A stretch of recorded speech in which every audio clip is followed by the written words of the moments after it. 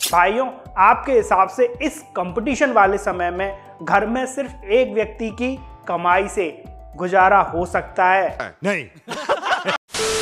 बहुत सारे लोगों का ये कहना होगा कि भाई बड़े शहरों में तो ये बिल्कुल भी पॉसिबल नहीं है। अगर आप दिल्ली, नोएडा, बेंगलोर, मुंबई ऐसी जगह पर रहते हैं तो वहाँ पर हस्बैंड और वाइफ दोनों का पैसे कमाना बहुत ज़रूरी है। और अब तो ये ट्रेंड छोटे शहरों में भी आता जा रहा है। भाई खर्चे ही इतने हो गए, कंपटीशन ही इतना हो गया कि पैसा तो दोनों लोगों को मिलके कमाना पड़ेगा।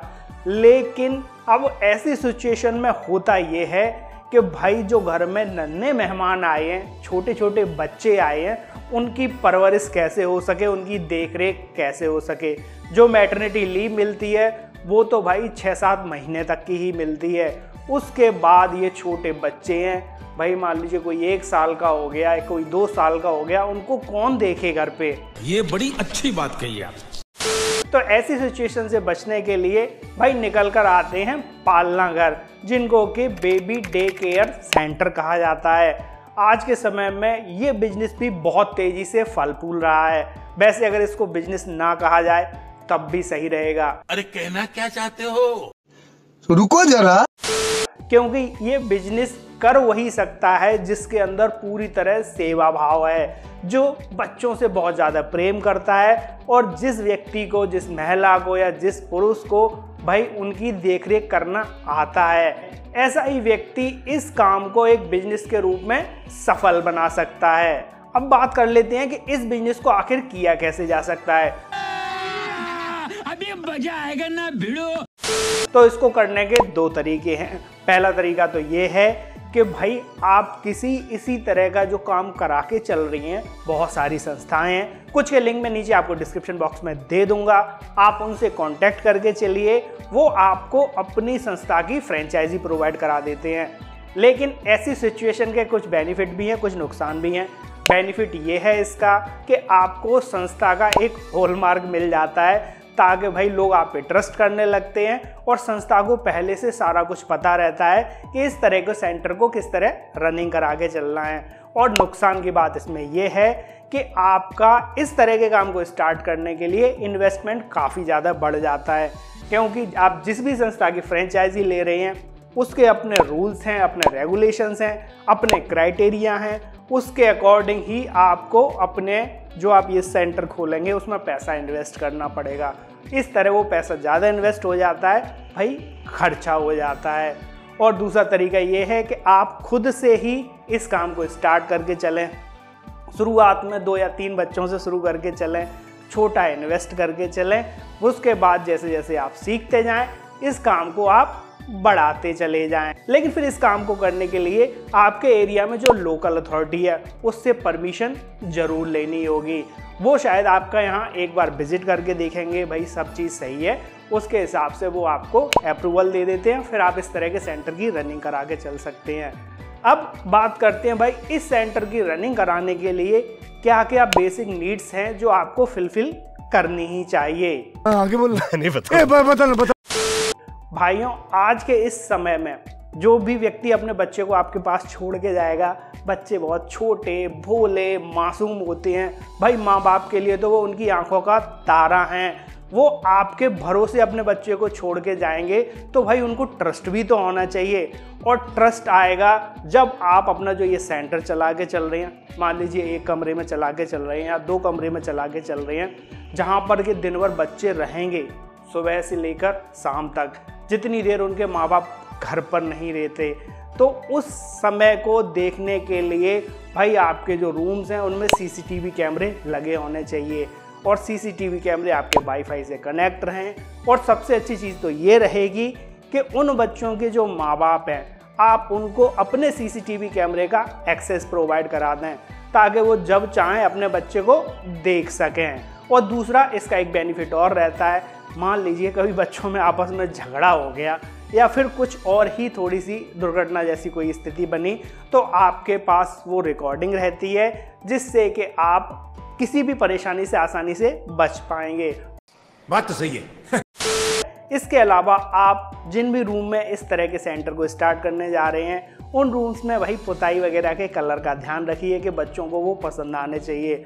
फ्लोरिंग को आप जो रबर पैड आते हैं उनसे कवर कर सकते हैं ताकि अगर कोई बच्चा गिरे तो उसके चोट ना लगे। उसके अलावा साफ़ सफाई का तो विशेष ध्यान रखना होगा आपको, क्योंकि छोटे बच्चे नाजुक होते हैं, उनके हाइजीन का बहुत ज़्यादा ध्यान रखना पड़ता है। और गार्जियन भी अपने बच्चों को ऐसी जगह छोड़ना ज़्यादा पसंद करते हैं भाई जहाँ पर साफ़ सफाई की व्यवस्था पूरी तरह बनी रहे और बच्चों की सुरक्षा भी पूरी तरह रहे। इसी तरह आपके अगर रूम में कोई नीचे की साइड में इलेक्ट्रिसिटी वाले स्विच प्लग्स हैं, आप उनको पूरी तरह से कवर करवा दें या फिर वहाँ से उनको पूरी तरह से हटवा ही दें ताकि वहाँ बच्चों के उसको टच करने की कोई टेंशन ना रहे।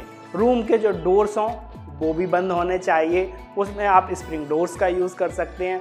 उसके अलावा अगर कहीं स्टेयर्स हैं, कहीं सीढ़ियाँ हैं, तो आपको विशेष ध्यान रखना होगा कि कोई भी बच्चा उधर ना चला जाए। ये काम जितना ज़्यादा अच्छा है उतना ज़्यादा ये रिस्पॉन्सिबिलिटी का भी है। भाई बच्चे तो बिल्कुल भोले होते हैं। अब बात आती है कि भाई जब बच्चा सुबह से लेके शाम तक आपके पास रुकेगा तो बच्चा खाना भी ज़रूर खाएगा, दूध भी ज़रूर पिएगा, क्योंकि लंबा समय हो जाता है और बच्चों को हर 2 घंटे पे भूख लगाती है, 1 घंटे पे भूख लगाती है। तो इसके लिए आपके पास व्यवस्था होनी चाहिए बच्चों को पौष्टिक खाना खिलाने की। इसके लिए आप सजेशन ले सकते हैं बच्चों के माँ बाप से, वो आपको करेक्ट बताएंगे कि भाई उनके बच्चे को क्या पसंद है, क्या नहीं पसंद है, या वो अपने बच्चे को क्या खिलाना चाहते हैं। आपको इस तरह के खाने को बच्चे को पूरी साफ़ सफाई से, पूरे हाइजीन के साथ उसको टाइम टू टाइम खिलाना होगा। और अब बच्चा खाना खा के भाई पूरे दिन जागता तो नहीं रहेगा, बात तो सही है। तो बच्चे दिन में सो भी जाते हैं। तो बच्चों को सुलाने के लिए आपके पास पालने की व्यवस्था होनी चाहिए और आपके पास कुछ बिस्तर वगैरह भी होने चाहिए, क्योंकि आपके पास जो बच्चे आएंगे उनमें एज वेरिएशन भी होगा। कुछ बच्चे 1 साल के भी होंगे, कुछ 2 साल के भी होंगे, कुछ 4 साल के भी होंगे। ऐसी कंडीशन के लिए आपको बच्चों का अलग अलग ध्यान रखना होगा। छोटे बच्चों को ज़्यादा केयर की ज़रूरत होती है बड़े बच्चों की अपेक्षा। तो आपको वहाँ अपनी वही कैटेगरी एरिया डिसाइड करने होंगे कि कहाँ पर कितना ध्यान दे के चलना है। मैं तो ये कहूँगा कि जब आप इस काम को स्टार्ट कर रहे हैं तो कम से कम 2 लोग मिलकर शुरू कीजिए, ताकि अगर एक व्यक्ति कुछ देख रहा है दूसरी चीज़ तो दूसरा व्यक्ति बच्चों पर निगाह रख सके। इसके अलावा बच्चों की दिन भर की एक्टिविटीज़ भी आपको डिसाइड करनी होंगी, नहीं तो बच्चे आपको परेशान कर लेंगे। जैसे कि भाई बच्चों ने खाना खा लिया, सो लिया, उसके बाद क्या करेंगे। तो उसके लिए उनके पास कुछ खिलौने होने चाहिए अच्छी क्वालिटी के, जिससे वो खेल सकें। उसके अलावा बच्चों के कुछ एक्टिविटीज़ के लिए आप कलर का, ड्राइंग का, इस तरह का सिस्टम रख सकते हैं ताकि बच्चे उसमें बिजी रहें। मान लीजिए कभी कोई बच्चा मान ही नहीं रहा, थोड़ा सा ज़्यादा जिद्दी हो गया है, तो ऐसी कंडीशन के लिए आपके पास कुछ टीवी की व्यवस्था, कुछ म्यूजिक की व्यवस्था होनी चाहिए, जिससे कि बच्चों का मनोरंजन भी हो सके और वो अगर थोड़ा बहुत कुछ सीखना चाहें तो सीख भी सकें। ये चीज़ गार्जियंस को भी बहुत पसंद आती है। अब बात कर लेते हैं कि आप भाई इस काम को कितने रुपए में स्टार्ट कर सकते हैं। तो आप अगर छोटे पैमाने से शुरू कर रहे हैं तो ऐसे समझिए कि स्टार्टिंग में आपके पास 50,000 का तो बजट होना ही चाहिए, क्योंकि आपको बहुत सारी व्यवस्था करके चलनी पड़ेगी। और हो सके आप जहां रह रहे हैं आप उसी घर में व्यवस्था करके चलें तो बहुत अच्छा रहेगा। जब आपका काम बड़ा हो जाए तो आप किसी अपार्टमेंट वगैरह को रेंट पर भी ले सकते हैं। भाई जब आप काम करके चल रहे हैं, आप इतनी मेहनत कर रहे हैं, तो थोड़ा सा मकसद ये भी होना चाहिए कि मेरी 2 पैसे की बचत भी हो। और इसके लिए इस काम में बचत भी बहुत अच्छी मिल जाती है। माँ बाप बहुत अच्छा पैसा खर्च करके चलते हैं, बशर्ते उनके बच्चे की केयर अच्छे से हो सके। तो आप पर बच्चे के हिसाब से जैसी आपके यहाँ फैसिलिटीज़ अवेलेबल हैं, आप रेट डिसाइड कर सकते हैं। भाई मुझे 5,000 रुपये मंथली चार्ज रखना है या फिर मुझे 7,000 रुपये मंथली चार्ज रखना है। उस हिसाब से आप मान लीजिए महीने के आपके पास 10 बच्चे भी हैं शुरुआत में, तब भी आप 60 से 70,000 रुपये ले सकते हैं, लेकिन उसमें आपका थोड़ा बहुत खर्चा भी होके चलता है। तो खर्चे को काटने के बाद आप स्टार्टिंग में ही घर बैठे अच्छी बचत ले पाएंगे। अब बात कर लेते हैं भाई लोग आपके पास अपने बच्चे को कैसे छोड़ के जाएंगे। सही पकड़े हैं। अपने काम को थोड़ा सा बड़े पैमाने पर लाने के लिए, थोड़ा सा रनिंग पर लाने के लिए आपको अपने बिजनेस की मार्केटिंग तो करनी होगी। मार्केटिंग के लिए आजकल सबसे अच्छी चीज़ है भाई सोशल मीडिया। आप सारा ले सकते हैं, व्हाट्सएप का, यूट्यूब का, उसके अलावा आप चाहें तो फेसबुक पर भी अपना ऐड करके चल सकते हैं। उसके साथ साथ अपने लोकल एरिया में आप पैम्पलेट्स चिपकवा सकते हैं या घर घर पैम्पलेट बंटवा सकते हैं, ताकि लोगों को जानकारी हो जाए कि भाई आपके यहाँ इस तरह की फैसिलिटी अवेलेबल है।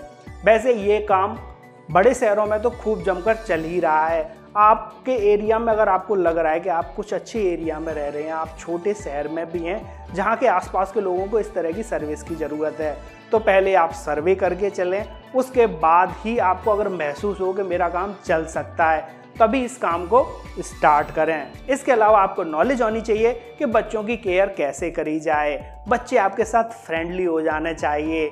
और इसके अलावा कभी कभी सिचुएशन ऐसी हो जाती है कि बच्चे की मान लीजिए तबीयत खराब हो गई, जुकाम हो गया या बुखार हो गया, तो ऐसी कंडीशन में आपको उनको प्राइमरी ट्रीटमेंट देना भी आना चाहिए। और ऐसे बच्चों को आप अदर बच्चों से अलग रख के चलें, ताकि बच्चे एक दूसरे से इन्फेक्टेड ना हो जाएं। भाइयों, काम बहुत अच्छा है, घर बैठे शुरू हो सकता है, अच्छी बचत देके जाता है और आपको समाज में रिस्पॉन्सिबिलिटी, मान सम्मान सब कुछ मिलके चलता है। बस आपके अंदर कुछ स्किल्स होना बहुत ज़रूरी है। आपके अंदर पेशेंस होने चाहिए और आप बच्चों के साथ फ्रेंडली होने चाहिए, तभी आप इस काम को करके अच्छी बचत ले पाएंगे। और आपको इस काम को करने में एक चीज़ तो है भाई, खुशी बहुत ज़बरदस्त मिलने वाली है, क्योंकि जो छोटे छोटे बच्चे होते हैं वो शैतानियाँ तो करते ही हैं, आपको परेशान भी करके चलेंगे, लेकिन उन नन्हे मुन्ने बाल गोपाल के साथ जब आप रहेंगे ना, तो आपको वो आनंद प्राप्त होने वाला है कि भाई जिसके लिए माँ बाप तरसते रहते हैं। भाइयों, अगर आपको ये आइडिया अच्छा लगा हो तो हमारे चैनल को सब्सक्राइब करने के साथ साथ वीडियो को लाइक करके ज़रूर जाइए। फिर मिलते हैं अगले किसी नए आइडिया के साथ, तब तक के लिए goodbye and take care.